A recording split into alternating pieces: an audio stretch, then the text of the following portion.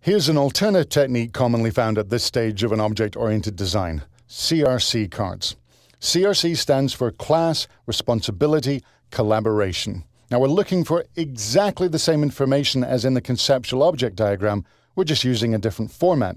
And these are another use of index cards. They're simple, they're easy to create, easy to discuss, hand around, spread across a conference table, and they're easy to dispose of if you make a mistake or change your mind.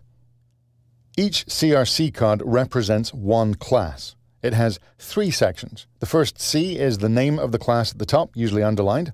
The R is the responsibilities of the class, the things it needs to take care of. And C is the collaborators, the other classes it interacts with. Typically, CRC cards use this format with the responsibilities in the left-hand side, 2/3 of the card, and the collaborators on what's remaining on the right.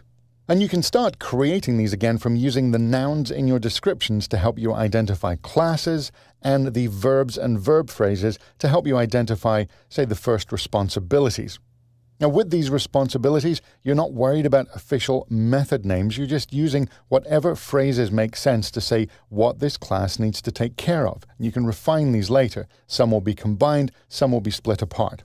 If it's obvious what other classes you're writing are collaborators, meaning what other classes we interact with, you can write those too. But here's the great thing. When you physically start to do this and start creating a pile of CRC cards, most people naturally find themselves starting to move related CRC cards together, and that helps a lot in figuring out the natural collaborators and the way these objects interact.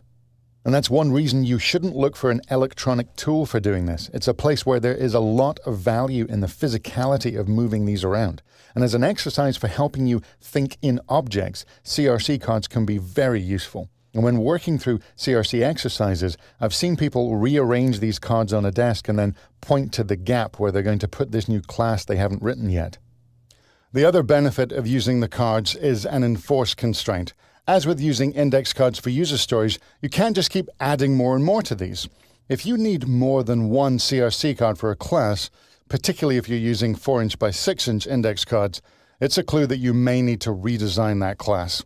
But whether you use CRC cards, conceptual diagrams, or a method of your own choosing, you should be able to leave this phase of the design process with at least the names and the core responsibilities of the first set of classes you intend to build in code.